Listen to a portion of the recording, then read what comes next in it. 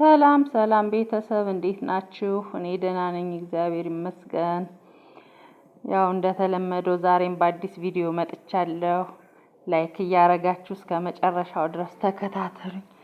ሰብስክራይብ ያላረጋችሁ ቤተሰቦቼ ደግሞ ሰብስክራይብ አርጉኝ።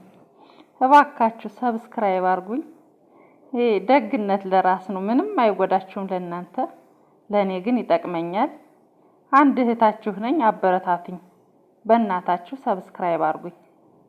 እና ዛሬ ወደ ቪዲዮ ስመጣ ማለት ነው እኔ ነኝ የተሸወድኩኝ ወይስ እናንተም? እንደው እኔ እንጃ ብቻ በየቦታው ሲሄድ ምንም ሰው የሆነ ውሸት ነው አልታመመም እንዲህ አላለም ሲሉ ምናምን እሰማለሁ።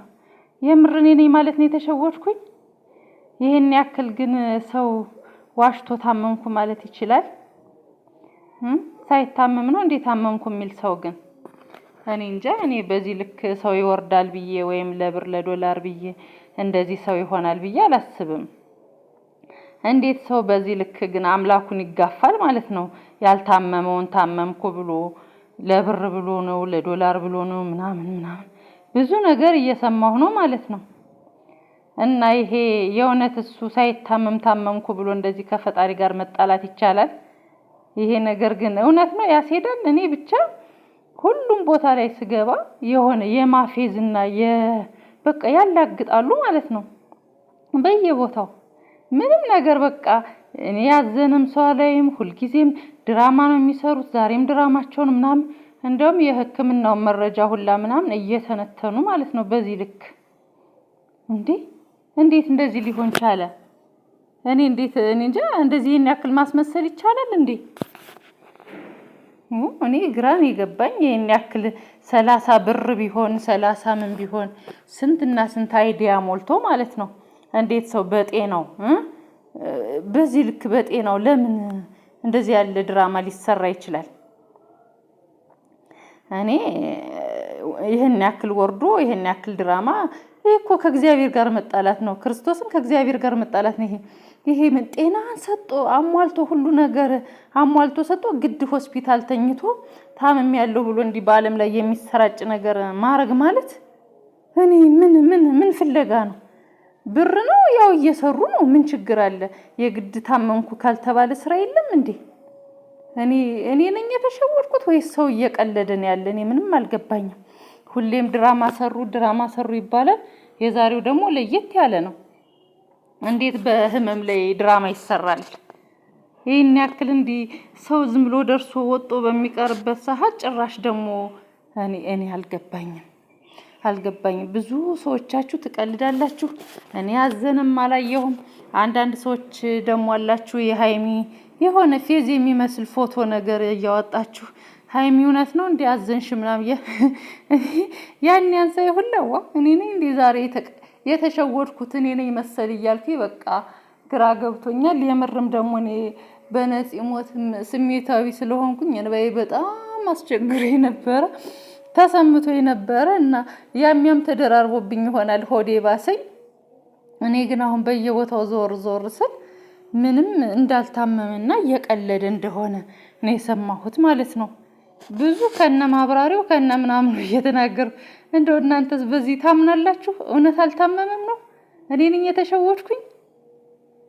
እኔ ግን በዚህ ልክ እምላችሁ ጥሩ እየሰራ ነው፣ ጥሩ እየሄደለት ነው፣ ብዙ ነገር እያገኘ ነው እና ምን ጎደለብኝ ብሎ ነው ይሄን ያክል ራስን ስቶ ሆስፒታል እስከ መግባት ድረስ ይሄን ያክል ምንድነው? ዶክተሮችስ የእውነት ተዋናይ ናቸው ማለት ነው? ዶክተሮችም እየተወኑ ነው? እኔ እንጃ።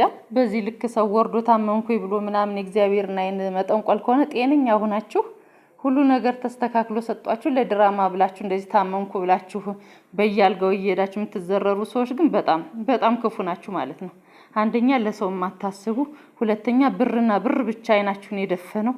እኔ ግን እኔ እንደዚህ ያደርጋል ብዬ አላስብም፣ እንደ እውነቱ ከሆነ ማለት ነው። ግን አርጎት ከሆነ ግን በጣም ያሳፍራል። አንዳንድ ሰዎች ደግሞ አላችሁ እየገባችሁ የተመኘኸውን ይስጥህ እያላችሁ የምትናገሩ ማለት ነው። በእውነት እንደዚህ አይባልም። ግን እናንተ ልብ ይስጥህ ነው የሚባል እንጂ የተመኘውን ይስጥህ አይባልም። እርግማን ጥሩ አይደለም። ብዙ ጊዜ በጣም ትራገማላችሁ፣ በጣም ትሳደባላችሁ። ከእርግማን ምንም አይመጣም። አትራገሙ። ልብ ይስጣችሁ። ወደ ቀድሞ ማንነታችሁ ተመለሱ።